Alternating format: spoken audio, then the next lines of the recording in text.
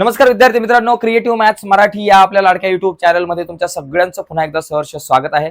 आज आपण चर्चा करतोय आता 10वी बोर्डाच्या परीक्षेवरती इंग्लिश रायटिंग स्किलचा अतिशय महत्त्वाचा भाग म्हणजे कंपेअरिंग. म्हणजे सूत्रसंचालन ज्यावेळेस तुम्ही करता, म्हणजे ऍक्च्युअली सूत्रसंचालनाचा भाग आहे इथं हा. सूत्रसंचालन करत असताना तुम्हाला काय काय बोलावं लागतं, काय काय बोलायचं आहे, कशा प्रकारे सूत्रसंचालन करायचं आहे, ते सगळे मुद्दे तुम्हाला दिलेले असतात. त्या मुद्द्याच्या अनुषंगाने तुम्हाला लिहायचं असतं मित्रांनो. तर एकदम सोपा भाग आहे. तर आपण साध्या सोप्या भाषेमध्ये या मुद्द्यावरती चर्चा करूयात. तर जाऊयात पटकन पुढे जाण्याच्या अगोदर एक छोटीशी रिक्वेस्ट आहे. नवीन असाल मित्रांनो तुम्ही आपल्या युट्यूब चॅनलवर आणि अजूनपर्यंत आपला चॅनल सबस्क्राईब नसेल केला तर आत्ताच आपला चॅनल सबस्क्राईब करा आणि त्या बाजूला असलेलं बेलचं बटन दाबायला विसरू नका. बघा, या ठिकाणी पहिला मुद्दा लक्षात घ्या. बघा, हे सगळे महत्त्वाचे मुद्दे आहेत, पण या मुद्द्यांच्या अगोदर आहे ना आपण कुठला प्रश्न बघणार आहोत. बघा, हा प्रश्न आहे. Imagine your junior college has organise a programme to facilitate the HSC examination topper.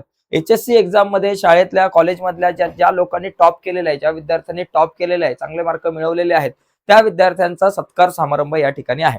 तर या सत्कार समारंभाचं सूत्रसंचालन तुम्हाला करायचं आहे. तर त्यासाठी हे मुद्दे दिलेले आहेत. पहिली गोष्ट, welcoming song, introduction, lighting of the lamp आणि inviting chief guest for felicitation and vote of thanks. मित्रांनो, हेच मुद्दे रिपीट असतात. हे मुद्दे सगळे जसे तसे लिहायचे, फक्त नावं तुम्हाला बदलायचं काम आहे. तर साध्या सोप्या भाषेमध्ये आपण हा प्रश्न समजून घेऊ. पण प्रश्न समजून घेण्याच्या अगोदर बघा, या सगळ्या गोष्टी आपल्याला समजून घ्यायचंय की हा प्रश्न कसा सोडवायचा. बघा, 4 मार्काचा प्रश्न आहे. याच्यामध्ये आपल्याला काय करायचंय, तुम्हाला एखाद्या कार्यक्रमाची स्क्रिप्ट लिहायची. इथं सूत्रसंचालनाची फक्त स्क्रिप्ट तुम्हाला इथं लिहायची आहे. जे सूत्रसंचालकाला बोलायचं आहे त्याची स्क्रिप्ट तुम्हाला लिहायची, त्याचे शब्द तुम्हाला लिहायचे आहेत. तर ही स्क्रिप्ट तयार करताना खालील मुद्दे लक्षात ठेवा. पहिला मुद्दा, औपचारिक यजमान म्हणजे फॉर्मल होस्ट. बघा, सूत्रसंचालक हा कार्यक्रमाचा मुख्य यजमान असतो आणि सूत्रसंचालकाच्या हातामध्ये सगळ्या कार्यक्रमाच्या नाड्या असतात. जसं की बाबा काय म्हणतात, जिंदगी और मौत हमारे हाथ में नहीं है, हम तो सिर्फ कठपुतले आहे, जिनकी डोर ऊपर वालों की उंगलियों में बंधी हुई है. तसंही सगळ्यांची डोर जी आहे ना, सगळ्यांच्या दोऱ्या आहे ना, नाड्या या सूत्रसंचालकाच्या हातामध्ये असतात. सगळा कार्यक्रम पुढे नेण्याचं काम त्याच्याकडे असतं. तो कार्यक्रम सादर करणारा, घोषणा करणारा आणि संपूर्ण कार्यक्रमाचा समन्वय कोऑर्डिनेटर असतो. तो दुवा असतो संपूर्ण कार्यक्रमाचा. पुढचा आहे, प्रेक्षकांमध्ये उत्साह निर्माण करणे. सूत्रसंचालकांमध्ये बघा, प्रेक्षकांमध्ये सूत्रसंचालक जो आहे तो काय करतो, प्रेक्षकांमध्ये उत्साह निर्माण करण्याचं काम तो करतो. की बाबा चला, जोरदार टाळ्या वाजवून यांचं स्वागत करा, अशा प्रकारे तो उत्साह करतो. काही जोक्स चुटकुले सांगून तो उत्साह निर्माण करतो. ओके, तर सूत्रसंचालकाने प्रेक्षकांमध्ये कार्यक्रमाबद्दल आवड निर्माण केली पाहिजे आणि पुढील कार्यक्रमाबद्दल थोडक्यात कल्पना दिली पाहिजे. ओके, कलाकारांचे कौतुक करायचं काम त्याचं असतं. की बाबा जोरदार टाळ्या वगैरे वाजवा. प्रत्येक सादरीकरणानंतर कलाकारांचं कौतुक एक चांगल्या शब्दामध्ये किंवा खूप सुंदर प्रकारे यांनी हे सादरीकरण केलेलं आहे, अतिशय चांगल्या प्रकारे गाणं म्हणलेलं आहे, खूप चांगल्या प्रकारे इथे स्पीच यांनी दिलेलं आहे, अशा प्रकारे कौतुक करायचं काम असतं सूत्रसंचालकाचं. ओके, तर सकारात्मक टिप्पण्या द्यायच्या असतात प्रत्येक इव्हेंट नंतर. प्रेक्षकांचा प्रतिसाद मिळवणं हे एक त्याचं काम असतं. ठीक आहे, आपण आता जास्त डिटेलमध्ये नाही, शॉर्टकटमध्ये या मुद्द्यांवर चर्चा करू, कारण प्रश्न पुढचा महत्वाचा आहे. सुसूत्रता. बघा, कार्यक्रमामध्ये ना स्मूथनेस असली पाहिजे की सुसूत्रपणा असला पाहिजे. जसं की कार्यक्रमाचा एक भाग संपून दुसरा भाग सुरू होताना त्यामध्ये नैसर्गिक सुसूत्रता असावी. म्हणजे एक भाग संपून दुसरा भाग कसा सुरू झालेला आहे ते लिंक लागता आली पाहिजे, पहिला भाग झाल्यानंतर दुसऱ्या भागाची.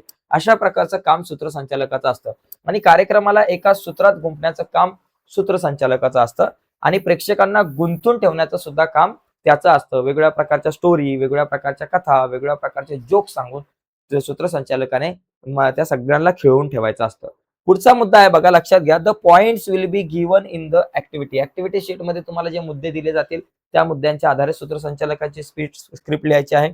The script should be written in the proper flow मध्ये लिहिली पाहिजे. नाहीतर काय होते, सुरुवातीलाच वोट ऑफ थँक्स आणि सगळ्यात शेवटी लॅम्प लाइटिंग आपण दिलेलं आहे, असं नाही. एक फ्लो असतो सूत्रसंचालनाचा किंवा कार्यक्रमाच्या सुरुवातीला सगळ्यात अगोदर काय होतं, सुरुवातीला स्वागत गीत होतं, नंतर मग लॅम्प लाइटिंग म्हणजे दीप प्रज्वलन होतं, नंतर पाहुण्यांचं इंट्रोडक्शन होतं, मग पाहुण्यांचा सत्कार होतो, मग भाषण होतात, मग सत्कार समारंभ असेल तर तो होतो, काय कार्यक्रम असेल मुख्य तो होतो आणि त्याच्यानंतर सगळ्यात शेवटी वोट ऑफ थँक्स असतं. हा कार्यक्रमाचा जो काही ही कार्यक्रमाची जी काही सिच्युएशन आहे, जी काही कार्यक्रमाचा जो एक फ्लो आहे तो आपण समजून घेतला पाहिजे. जसा की इथे एक प्रश्न दिलाय की इमॅजिन युअर ज्युनियर कॉलेज. बघा, आता हा आपण प्रश्न बघू imagine your junior college has organise programme to felicitate HSC examination topper. 12वी मध्ये ज्या विद्यार्थ्यांना चांगले मार्क मिळालेले आहेत अशा मुलांचा सत्कार समारंभ आहे आणि त्याच्यासाठी तुम्हाला as a compere of a programme draft script draft करायची आहे तुम्हाला. ओके, तर सूत्रसंचालकासाठी. ओके, आता याच्यामध्ये पहिलं काय होतं, वेलकम सॉन्ग आलं पाहिजे, त्याच्यानंतर इंट्रोडक्शन, त्याच्यानंतर लाइटिंग ऑफ द लॅम्प, त्याच्यानंतर इन्व्हाइटिंग चीफ गेस्ट आणि for chief guest for felicitation आणि नंतर वोट ऑफ थँक्स. हे मुद्दे 5-6 आले पाहिजेत, या आधारावरती आपल्याला लिहायचं. तर सगळ्यात पहिली गोष्ट बघा, वेलकमिंग सॉन्ग. मित्रांनो, लक्षात घेणं गरजेचं आहे की कुठलाही कार्यक्रम आला त्याच्यासाठी हा भाग जसाच्या तसा तुम्ही लिहू शकता. बघा, good evening and warm welcome to everyone present here.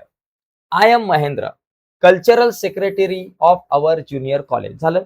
Okay, to begin this programme I invite our college band Harmony to present the welcome song and prayer. किंवा I invite our college student to present a prayer, present a welcoming song.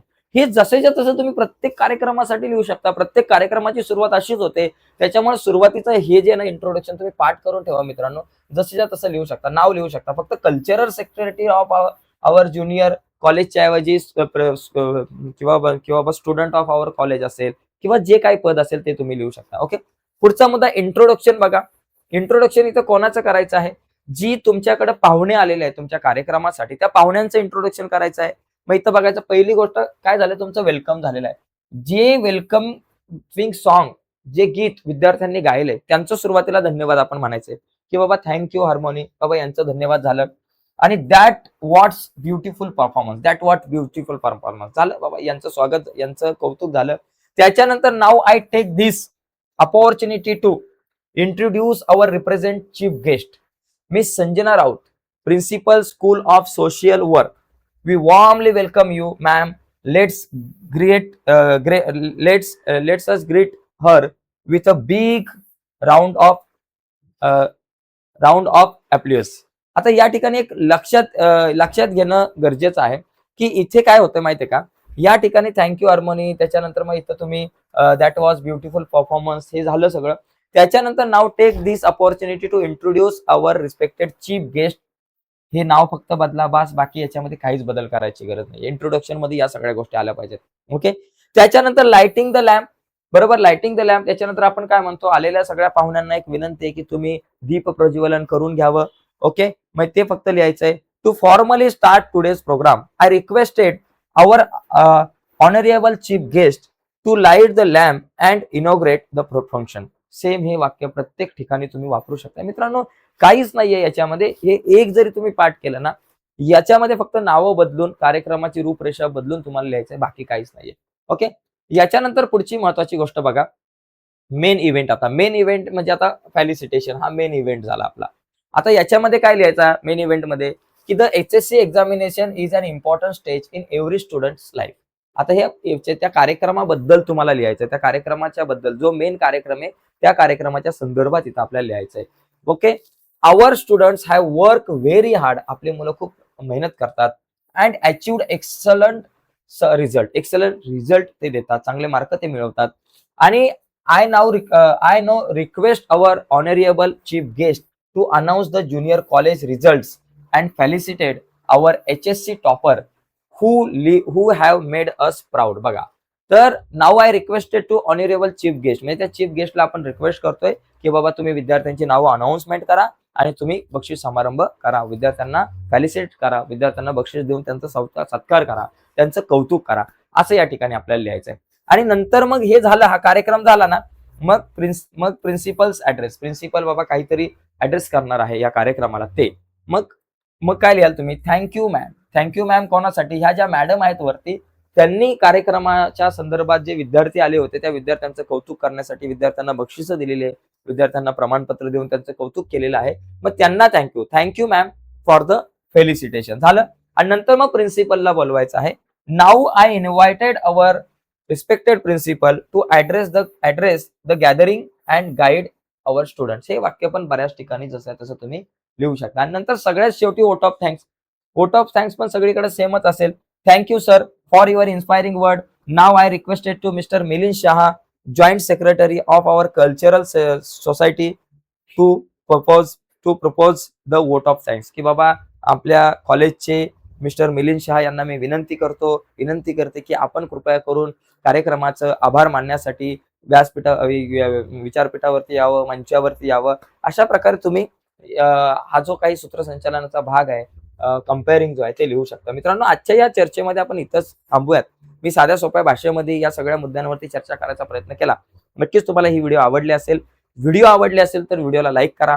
नवीन असाल तुम्ही आपल्या YouTube चॅनलवर आणि अजूनपर्यंत channel subscribe नसेल केला तर आत्ताच आपला चॅनल सबस्क्राईब करून त्या बाजूला असलेलं बेलचं बटन दाबायला विसरू नका. धन्यवाद मित्रांनो. बाय सर्वांना.